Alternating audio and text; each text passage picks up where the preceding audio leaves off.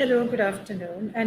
This is Nosheen Mukhtar, and you're watching me live on LinkedIn today. I hope you're doing very well and you're having a great afternoon.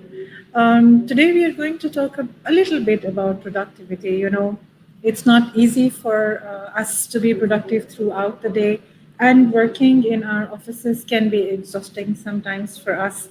I just thought of this and decided that between meetings, I should go live for once and talk to you guys. So quickly drop in your comments where you're joining me from today, how your day is going so far, what are the different things that you were doing during the day, what were the things that made you more productive, and what things hindered your productivity today.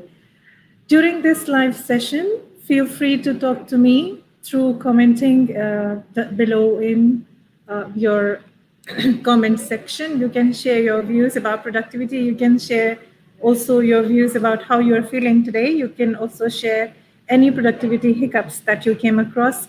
And don't forget to tell me where you are joining me from, because I'd love to know where you are watching me from and what you have been doing so far.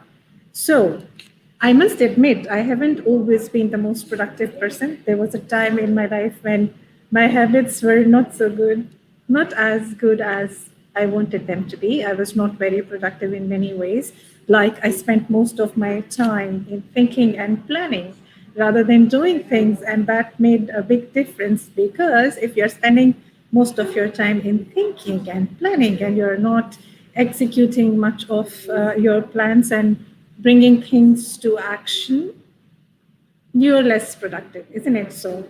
So, I will just touch upon a few points related to how we can maximize every minute of every day and be more purposeful in our actions. The first thing that we should think of is our focus. We should focus on one thing at a time. I know many of us are mostly multitasking, and I'm sure you strongly believe in the power of multitasking because it makes you feel good. It makes you feel as if you're in total control of everything, as if you're master of the game. But to be very honest, if you are doing too many things at a time, you have divided attention. And if you have divided attention, you might think that you are able to cover more actions in less time, but actually that affects the quality of your work. That also affects stress level that you go through while you're working on things. So take my recommendation, do not indulge in multitasking very aggressively and focus on one thing at a time and be best at that. All right, the second tip of today is that in order to be more productive, you need to eliminate distractions. One of the greatest distractions around me all the time is Ishan. Don't tell him I said that, okay? So, what you need to do is, if you want to sustain focus on one task at a time and you don't want to spoil things for yourself and you don't want to build stress, just eliminate distractions. Just don't let your attention be divided by things that do not matter. All right, especially the phone calls. You don't know how much I hate receiving phone calls. That's because they take too much time for talking, they are distracting, and then sometimes people just want to call you because they want to talk to you. Oh my God, that's horrible. Anyways, you need to do the third thing to be more productive, and that is anticipate your future failure. Now you will be thinking I've gone crazy. No, not at all. So, you know what? The people who are very productive in their daily routine life, something that they do and they never tell you about is that they check and balance the possibilities of failure. They check what they are planning to do and what they are doing is going to be successful or not. And they do this to make sure that the things that they are indulging in are worth their time and effort, so that they can make changes in order to ensure that they're not losing on anything. So, see, in just less than 2 minutes, I've given you 3 tips. Quickly drop in the comments where you're joining me from so that I can see you are talking to me through comments. Tariq Abbas, thank you so much. I am going to share more points that are more informative for you. They are just 3 for now. All right. Hello, Del. Good to have you with me today, Mohammed Shiraz. Yes, I love the topic of productivity today because these days, believe me, my days are highly productive and very, very, very, very occupying and demanding. Great to have you with me, Junaid Makbul. Thank you for joining me from Lahore. This is a beautiful city and I miss it. I miss it a lot. Thank you, Adnan Malik, to have you with me. And thank you for the compliment. I like being amazing and talented, as you said. All right, getting back to productivity. The fourth hack for you to be productive is you need to balance your home and your work life. You know what I mean? Your time between your family and your time with your work and your colleagues should be balanced. Like you should not be working all the time. And guess what? I'm working all the time these days, and there is no balance. You know why? Because I'm working on a new team, and that takes a lot of my time and a lot of my energy. So you need to wish me a lot of luck here because I'm hoping to have a very, very, very productive and fabulous team now with me in my office. So, wish me luck. I'm waiting for your comments. Come on, do that. All right. The fifth hack is you need to check your inbox at set times. Like, you should not spend all your day checking your phone and your inbox and your emails. You should have your email checked at the beginning of the day. You can do it one more time right before your lunch break, and then do it after, let's say, 4 p.m., so that you're aware of the communication that's been happening through your inbox.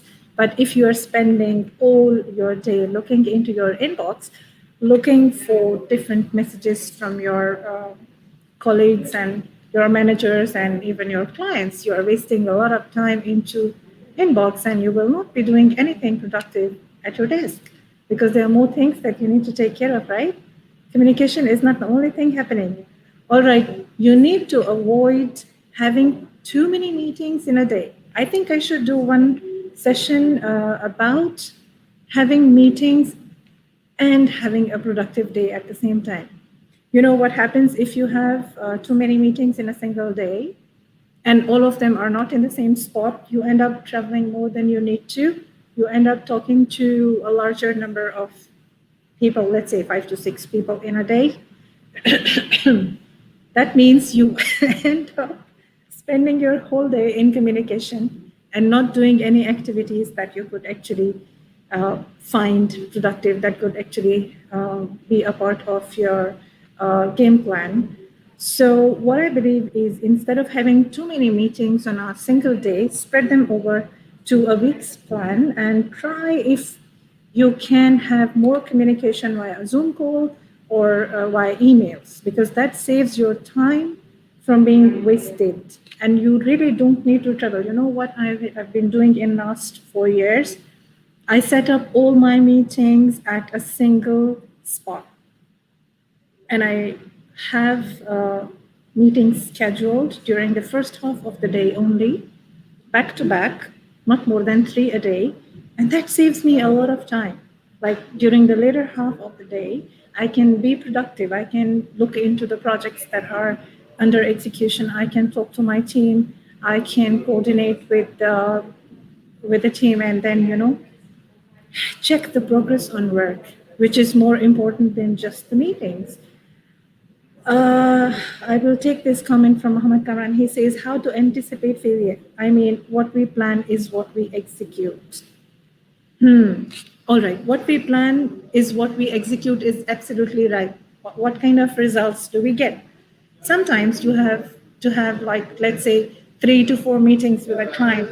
But after the fourth meeting, you realize that client does not have the right budget and is not willing to go ahead with you. So that sale is not happening. So what has happened? You've spent your 4 slots of meetings with a client that's not maturing into a proper buyer. So your time is, you know what I mean, your time is being wasted. So you should have enough of intuition and you should be able to measure the intents of your clients during your meetings. Have those probing questions that will help you assess whether this is going to lead towards something more productive, or you're just going to lose everything in the end and your time will go wasted. This is what I meant when I said how to anticipate failure. So you need to work smartly and intelligently. I'm taking one more comment here. Hello, Wakas Said. Nice to have you with me today. Oh, okay. Good to know that you're a payment consultant and you're looking for a new role. We wish you all the best. And thank you for joining us. Yes, the topic is certainly very important. And I will go on towards the seventh hack now. All right. Sometimes we get into a very, very positive mindset and we give a positive response to everything. And sometimes we end up having meetings that we really did not need. And sometimes we end up talking to people who should not be really around us. So it's very important for you to recognize when is the right time to say no to people and draw a line so that they don't end up taking your time for nothing. You understand my point? So, even when I am talking to people, I make sure I go on a personal level because it helps me and you to relate to each other. Anyways, the thing is that even when I'm in conversation with different people, if I see that they are talking about things that are more relevant to what we should be talking about, I will redirect the conversation so that they come back towards things that matter most instead of saying things that waste my time. So that stands true for even meeting up. So if you feel that a potential person who is asking for an appointment is somebody who will not end up giving you any value in terms of communication, in terms of business, in terms of closing a deal, in terms of moving forward, building some kind of customer services relationship or whatever. You just tell them that you don't need that. For instance, I was being approached by a magazine again and again, again and again. And I realized by making too many calls to me, they are wasting not just their own time, but also mine.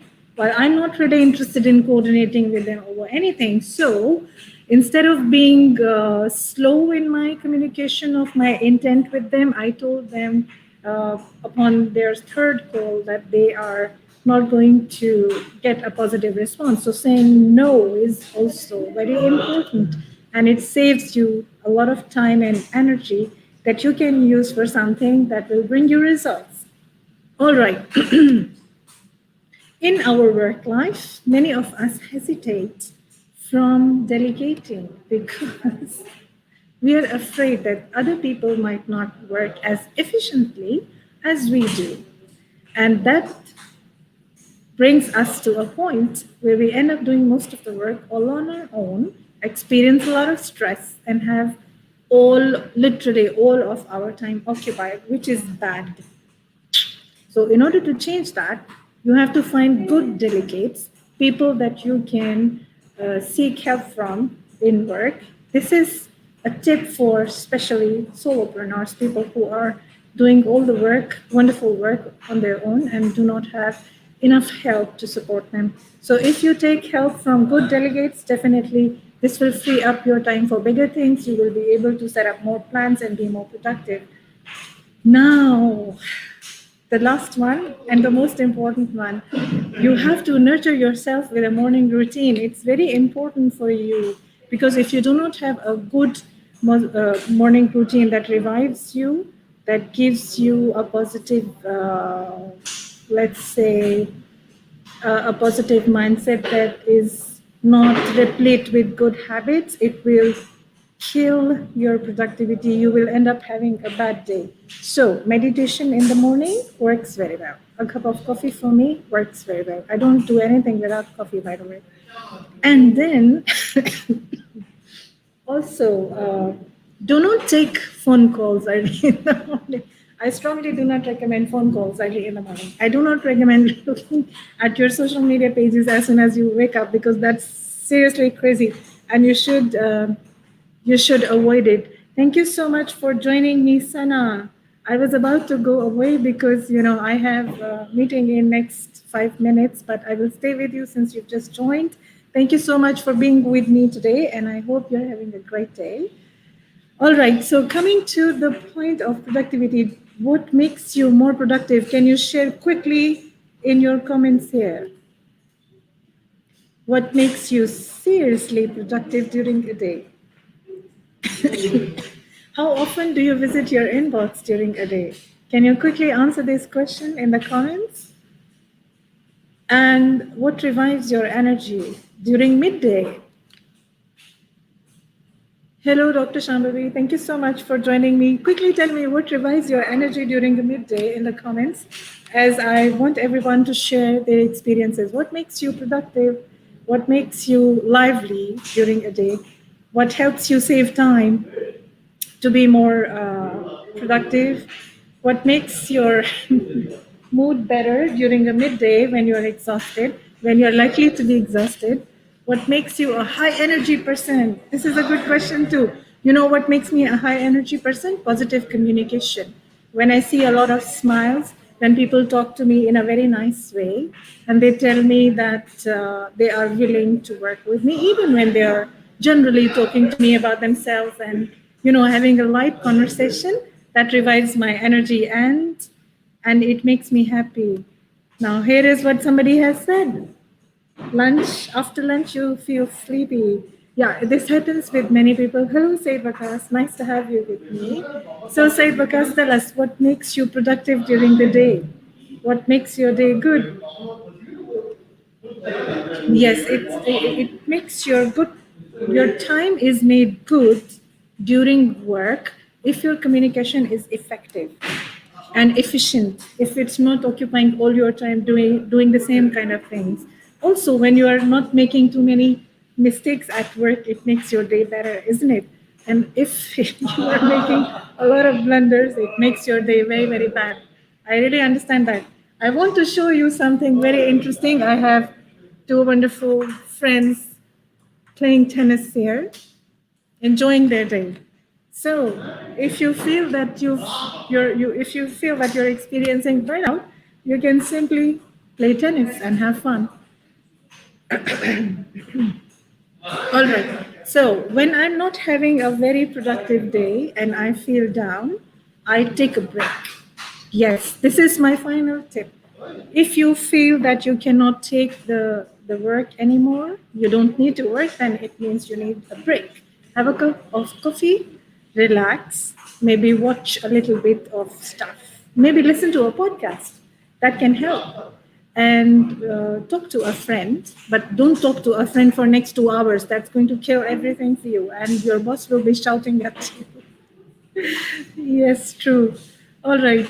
Oh, yeah, here is Vakasi saying a cup of tea or coffee while learning. All right. Yeah, I think a cup of tea and coffee does magic for all of us. All right.